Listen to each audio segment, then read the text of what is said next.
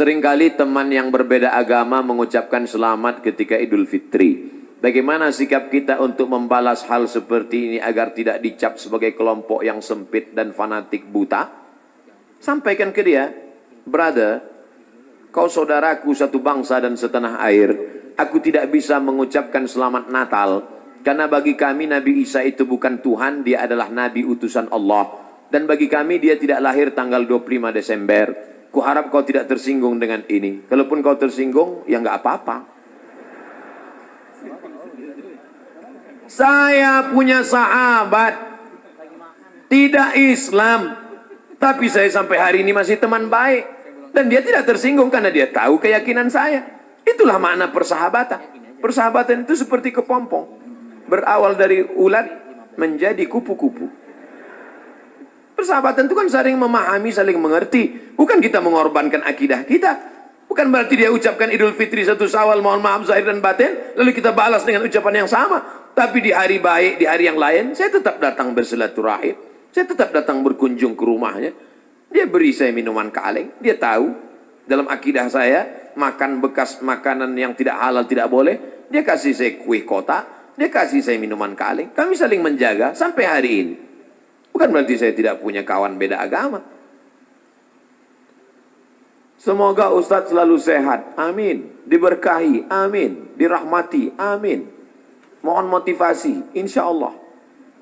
Pemuda yang berhijrah terkadang merasa putus asa karena selalu teringat dosa di masa lalu. Kalau kau masih ingat dosa, alhamdulillah.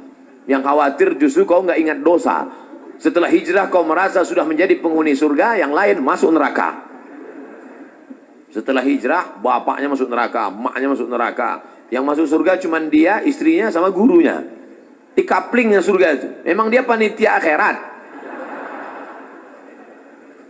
Orang yang diterima taubatnya, ketika dia mengenang dosa-dosanya di masa lalu, maka hatinya hancur lebur, air mata tak tertahan menetes. Itu orang yang taubat nasuha. Ini sekarang punya banyak juga yang hijrah ini. Ustadz, saya ini dulu nakal. Kartu kuning sudah datang. Banyak juga saya ketemu orang yang sudah hijrah taubat. Apa kata dia? Ustadz, saya ini semua minuman sudah saya minum. Semua perempuan sudah saya rasa. Dari Afrika sampai Eropa. Ente taubat apa bangga? Dosa kok bangga? Ini yang taubatnya diterima Allah SWT. Rasa takut kepada Allah. Apa tujuan puasa 30 hari? Ya ayyuhalladzina amanu kutiba alaikumusyamu kama kutiba alal ladzina min qablikum la'allakum takut. Wahai engkau saudaraku, engkau sudah punya rasa takut dalam hati. Dengan bekal takut inilah engkau akan masuk ke dalam surga Allah Subhanahu wa taala. Ada orang minta jasadnya dibakar, abunya di laut dihanyutkan. Kenapa? Karena dia takut. Sebelum zaman Nabi Muhammad SAW, karena dia takut kepada Allah. Kata Allah SWT, karena dia takut kepada aku, masukkan dia ke dalam surga aku.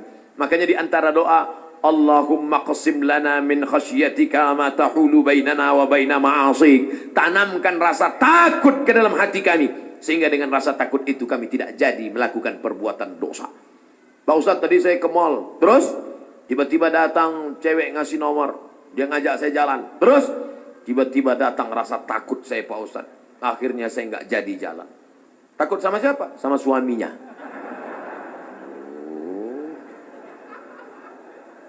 Untuk masyarakat Indonesia yang beragam, bagaimana model bertetangga yang diajarkan Islam dalam menghadapi perbedaan keyakinan dan latar belakang etnis? Saya nyewa rumah ngontrak di Mesir di lantai bawah. Di atas namanya Baba Yosef Hana. Baba Yosef Hana, agamanya Kristen Ortodok. Saya bertetangga 2 tahun, dari tahun 2000 sampai 2002. 2002 bulan November pulang. Suatu ketika kami datang mengadu ke Baba Yosef. Baba Yosef, kami tidak sanggup lagi bayar uang sewa rumah. Karena Baba Yosef mengatakan sewa rumah mesti saya naikkan. Karena saya kena kanker. Saraton bahasa Arabnya, saya kena kanker nak, maka sewa rumah mau kami naikkan. Kalau Baba Yosef menaikkan sewa rumah, apa boleh buat? Kami pindah dari rumah ini Baba Yosef. Kenapa? karena kami juga lebih dahsyat kanker kantong kering. Tahun 98, 99, 2000 krisis moneter. Apa kata Bapak Yosef? Kalian jangan pindah, tetaplah di rumah ini. Setiap acara Pak Dubes datang, Bapak Yosef kami undang makan bersama. Dan dia juga tetap baik dengan kami. Kami tahu kami berbeda, maka mengucapkan tidak assalamualaikum, tapi kalau ketemu sobahal khair, selamat pagi, sobahan nur, selamat siang, masa al khair, selamat petang, selamat malam. Kami saling menjaga. Apakah karena berbeda lalu kemudian kami berkumpul bersama? Ini tuan rumah beda agama, mari kita siapkan pisau dapur, kita bunuh dia malam-malam. Wala ana abidum ma'abattum wala antum abiduna ma'abud lakum dinukum waliyadin. Kami tetap bisa bekerja sama. Di Indonesia, tetangga dekat rumah saya non-muslim, kami bertetangga, tidak pernah konflik sampai hari ini. Mereka saya khawatir yang ribut-ribut di internet ini yang nggak bertetangga malah ribut. Manusia gagal paham. Kalau ada orang gagal paham, kita kasih paham. Insya Allah dia paham. Yang jadi masalah ini, ada orang-orang yang cari makannya dari gagal paham. Kalau nggak gagal paham, nggak makan. Bahaya ini manusia. Mesti dibina. Kalau tidak bisa dibina, dibinasakan. Ustadz, ibu saya meninggal seminggu yang lalu. Ibu saya meninggal hari Jumat ini 11 Rajab setahun yang lalu. Sampai hari ini belum hilang sakitnya. Apalagi kalau seminggu yang lalu. Saya mohon doanya agar ibu saya ditempatkan di tempat terbaik di sisi Allah. Nanti di akhir majelis, bukan hanya ibu engkau saudaraku, ibu kita semua. Dulu, makin berjalan hari itu makin lama dia makin berkurang. Di antara yang menenangkan hati ini adalah banyak-banyak berkirim doa. Habis setiap solat, Allah maghfir laha warhamha wa'afiha wa'afu anha. Kalau kau sanggup baca sekhatam Quran, bacakan sekhatam. Tak sanggup sekhatam, baca Yasin. Tak sanggup Yasin, baca Fatihah. Fatihah tak juga sanggup, parah kali. Habis itu pula kalau kau ada duit gaji sedekah, belikan beras 10 kilo, sarden, ikan, kumpul, masukkan ke kresek, serahkan ke anak yatim. Sebutkan, ni anak yatim tolong doakan almarhumah ibu saya. Di mana dulu tempat dia sholat, kau buka sajadah sholat kau di situ. Menenangkan hati. Wasta'inu bis sabri wassalah. Mintalah tolong kepada Allah dengan sabar dan sholat. Saya tahu. Man lam yadhuq, lam ya'rif man lam yadhuq. Orang yang tak meninggal ibunya, tak dapat dia merasakan bagaimana sakitnya kehilangan. Oleh sebab itu maka, yang masih ada ibunya, pulang dari sini, kau belikan makanan kesukaannya, datang ke rumahnya, cium tangannya, suapkan makanan, peluk dia, cium keningnya, senangkan hatinya. Hanya itu yang dapat membuat kau bahagia. Kalau kau ingin rezekimu seperti rezeki raja-raja, perlakukan ayah ibumu seperti raja. Insya Allah semua kesulitan hidupmu akan diberikan Allah kelapangan. Insya Allah. Amin. Ya Rabbal Alamin. Sebelumnya mohon maaf Ustadz, pertanyaan ini keluar dari materi hari ini. Belakangan ini saya lihat banyak perkumpulan orang-orang atau komunitas mengaku Islam modern atau Islam yang bersatu dengan budaya. Bagaimana cara kita memandangnya agar kita tidak disebut musyrik dan diterima di kalangan masyarakat sebagai pecinta budaya daerah? Ini pertanyaannya umum. Kalau mau nanya ke saya masalah hukum fikih, sebutkan secara spesifik satu contoh kasus. Karena kalau cerita masalah budaya, maka saya pecinta budaya. Peci ini agama atau budaya? Budaya. Mana ada hadis Nabi, sahabat, tabi'in, Imam Syafi'i pakai peci? Ini budaya. Saya pakai budaya ini sekarang. Maka kemana-mana saya mau menunjukkan budaya. Ketika di Maroko pun waktu sidang S3 saya pakai. Saya mau menunjukkan saya orang Indonesia. Saya pakai batik. Batik itu budaya? Budaya. Apakah salah saya pakai peci dan batik? Tidak. Ada juga orang mengatakan, jangan pakai batik gambar burung. Gak boleh dibawa sholat. Kenapa? Karena dalam burung itu ada tai. Gimana ceritanya? Saya yang bodoh apa dia yang pintar? Selama budaya itu tidak mengandung unsur kemusyrikan, merusak akidah, maka ada syarat dan ketentuan berlaku. Wala ana abidum ma'abattum wala antum abiduna ma'abud lakum dinukum waliyadin. Karpet ini agama atau budaya? Budaya. Karpet ini budaya. Masjid Nabawi yang asli nggak ada karpetnya. Ini berapa kali budaya. Ini lagi membuat bunga-bunga.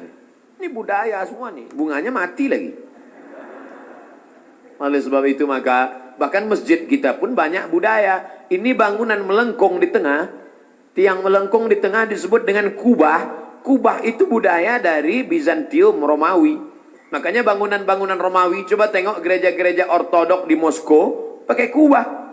Orang yang tidak ngerti dia tengok, loh kok ada masjid di Moskow? Padahal itu katedral. Bangunan itu adalah budaya Eropa, budaya Bizantium, budaya Romawi kuno. Diambil. Maka tidak jadi masalah, karena tidak terkait dengan akidah. Begitu juga dengan tiang menara masjid.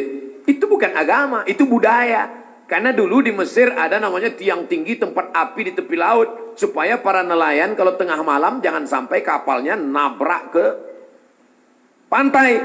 Maka disebutlah tempat itu mercusuar. Sehingga di tengah malam dia ngelihat. Waktu itu belum ada GPRS. Maka dia lihat, oh kita udah dekat di tepi pantai. Maka layar mesti diarahkan ke melawan angin. Supaya kapal tidak laju. Supaya tidak kencang. Lalu kemudian ketika orang Islam melihat ada menara tinggi, apinya dibuang, muazzinnya naik ke atas. Allahu Akbar, Allahu Akbar. Sekarang muazzinnya di bawah, mikrofonnya ke atas. Sound systemnya di atas. Sekarang nggak ada lagi kabel, wireless. Ini semuanya budaya. Selama budaya itu tidak merusak akidah, maka boleh.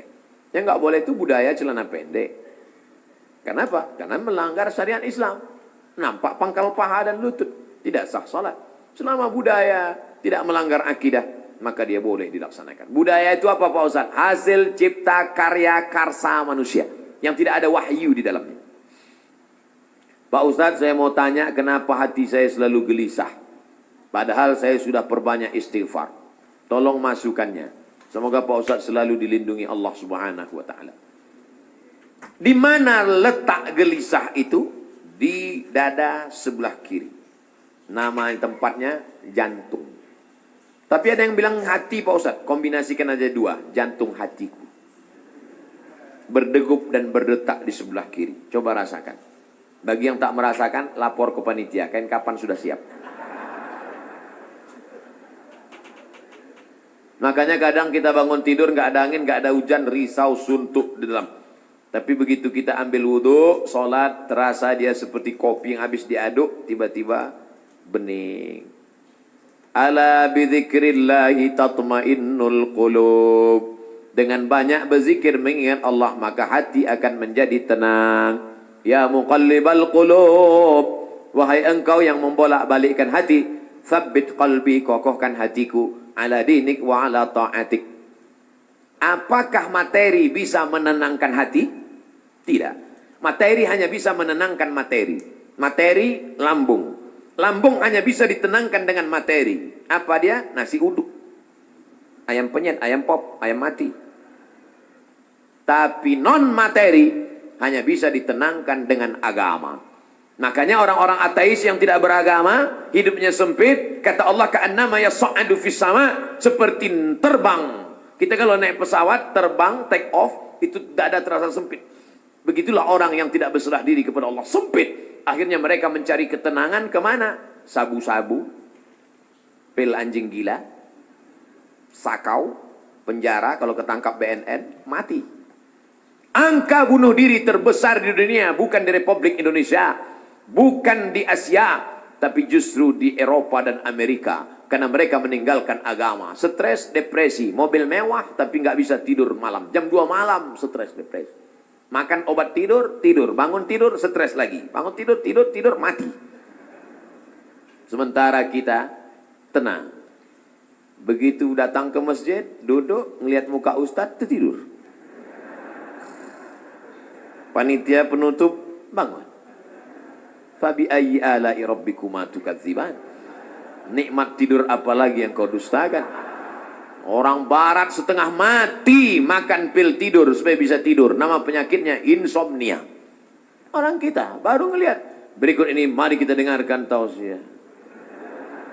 Demikianlah tausiah ini saya sampaikan. Kurang apa lagi? Maka kalau ada teman di sebelah tidur, biarkan. Dia sedang mensyukuri nikmat Allah Subhanahu wa taala. Jadi Pak Ustadz jawabannya, perbanyak zikir. Siapa yang bersolawat 1 kali 1 hari 1000 kali, maka sebelum mati dia melihat tempatnya dalam surga. Siapa yang meriwayatkan itu? Ditulis oleh Syekh Ali Jum'ah, Mufti Mesir. Diriwayatkannya dari beberapa riwayat kitab-kitab sahih. Jadi kau berapa kali istighfarnya? Coba amalkan ini. 1 kali 1000 kali. 1 hari 1000 kali. Beli tasbih yang ujungnya ada 10, 100 kali betul. Allahumma sholli ala sayyidina Muhammad wa ala ali Muhammad. Allahumma sholli ala sayyidina Muhammad. Kadang-kadang belum sampai 200 kau udah tertidur. Bangun lagi, sambung lagi. Allahumma sholli ala sayyidina Muhammad. Malu bawa tasbih, pakai tasbih digital yang pencet itu. Allahumma sholli ala sayyidina Muhammad. Allahumma sholli ala sayyidina. Tapi pelan-pelan. Kadang ada yang pakai tasbih itu. Allahumma sholli ala sayyidina Muhammad. Macam makan bakwan kepanasan. Bagaimana hukumnya mengambil uang suami tanpa persetujuan suami untuk ditabungkan demi kepentingan rumah tangga? Ini namanya gerakan ibu-ibu kreatif. Ketika Nabi Muhammad SAW sedang duduk di atas bukit Sofa pada tahun 8 Hijrah, rekonsiliasi kota Makkah, Nabi pulang ke kota Makkah. Maka ketika Nabi sedang duduk, datang seorang perempuan. Nama perempuan itu Hindun. Dia tutup wajahnya karena dia malu kepada Nabi. Hindunlah dulu yang mengunyah jantung Hamzah karena dendam kesumat. Lalu Hindun berkata, suamiku inna Aba Sufyan rajulun syahih. Wahai Rasulullah, suamiku itu Abu Sufyan orangnya pelit, medit, kedekut, bakhil. Apa lagi? Bapak Ibu hafal seterusnya. Apa kata Nabi SAW? Ambillah uang dia selama untuk mencukupi kebutuhan engkau dan anak-anakmu. Ini kabar gembira bagi ibu-ibu sekalian. Tapi ingat, mencukupi.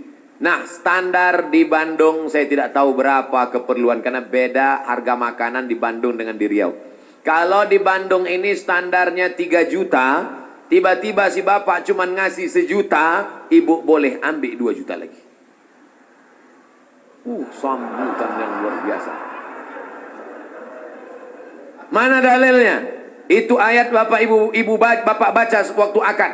Wa ashiruhunna bil ma'ruf. Bergaulilah mereka dengan ma'ruf. Ma'ruf diambil dari kata urf. Urf artinya tradisi setempat. Dasar pengambilan hukum dalam Islam ada 10. Quran, hadis, ijma', qiyas, syar'u man qablana, saddu zara'i, qaulu sahabi, istihsan, istisab, urf. Urf artinya standar umum di kota Bandung berapa. Kalau umumnya di Bandung ini 5 juta, ternyata selama ini dia kasih 2, berarti ibu bisa ambil 3 menurut standar dan ketentuan berlaku. Tapi lebih dari ini tanggung dosanya, saya nggak ikut-ikutan. Saya nggak mau nanti terhalang masuk surga gara-gara ini. Abdul Somad masuk Jannatul Firdaus. Begitu udah mau masuk, datang bapak-bapak dari Bandung nuntut. Wah, saya nggak mau gara-gara ini. Di lingkungan tempat tinggal ada anak yatim. Kita insya Allah bersedekah. Tapi di saat ada keluarga yang sangat butuh bantuan, gimana Pak Ustadz? Wal jari dzil qurba wal jaril junubi. Ada tetangga tapi enggak kerabat, tapi ada tetangga dan ada hubungan kerabat keluarga, maka yang didahulukan adalah yang ada hubungan kerabat. Itu kaedahnya. Baik dalam hal membantu maupun dalam hal pergi kondangan. Undangan hari Ahad ada 5. Bagaimana kita menyusun skala prioritasnya? Yang pertama tetangga kerabat. Habis itu tetangga tidak kerabat. Habis itu teman sekantor. Ring 1, ring 2 gitu. Dalam hal ini boleh nepotisme. Sekarang orang enggak. Kalau ada undangan 5, yang pertama pejabat, orang kaya, tetangga yang miskin enggak punya apa-apa, yang kira-kira cuma makan sayur sama telur ayam. Ini enggak benar. Oleh sebab itu dalam hal membantu, bantu dulu keluarga. Tapi sekarang orang lebih mau bantu orang lain daripada bantu keluarga. Kenapa kamu lebih mau bantu orang lain daripada keluarga? Kalau bantu orang lain, pujiannya melambung. Kalau bantu keluarga, masa cuma ngasih segini? Oleh sebab itu maka setiap keluarga membantu keluarganya, skala prioritas, tapi setelah itu tetap membantu fakir miskin, anak yatim. Ara'aitalladzi yukadzibu biddin? Tahukah kamu siapa itu orang yang mendustakan agama? Orang yang mendustakan agama bukan orang sekuler liberal. Orang mendustakan agama adalah fadzalikal ladzi yad'ul yatim, menyanyiakan anak yatim, wala yahuddu ala ta'amil miskin, membiarkan fakir miskin. Wa fawailul lil musallin, lalai dalam salat. Alladzina hum an salatihim sahun, alladzina hum yura'un, riya, wa yamna'unal ma'un, melarang orang berbuat baik, tolong menolong. 5 ini mudah-mudahan kita tidak termasuk dalam pendusta agama. Ustadz, tolong doakan muslim saudara kita di India. Itulah senjata kita terakhir. Kalau ada lembaga-lembaga yang terpercaya memberikan dana, maka kirimkan dana untuk membantu rumah mereka yang yang terbakar, saudara mereka yang terkapar, rumah mereka yang hancur, sumur bor, sekolah anak-anak pengungsi. Dulu Suriah, Palestina, Bosnia Herzegovina, Uighur, Rohingya. Coba perhatikan. Palestina, Bosnia Herzegovina dibantai oleh Slobodan Milosevic, Ali Izzet Begovic, Hanbis presidennya, matang Uighur, datang Rohingya, sekarang India. Walaupun berbeda-beda tempat, tapi substansi maknanya sama. Mengapa mereka disiksa? Pertama, karena mereka lahir dalam keadaan la ilaha illallah Muhammadur Rasulullah. Yang kedua, karena mereka minoritas. Gimana-mana kalau kita minoritas, habis kita dibantai. Tapi kalau kita mayoritas, maka kita selalu menjaga kedamaian, keselamatan. Karena kita adalah agama Islam. Islam berasal dari kata salam. Salam artinya damai. Maka insya Allah, kalau kita menjadi mayoritas, maka saudara-saudara kita yang minoritas akan terjaga dalam kedamaian insya Allah. Amin. Ya Rabbal Alamin.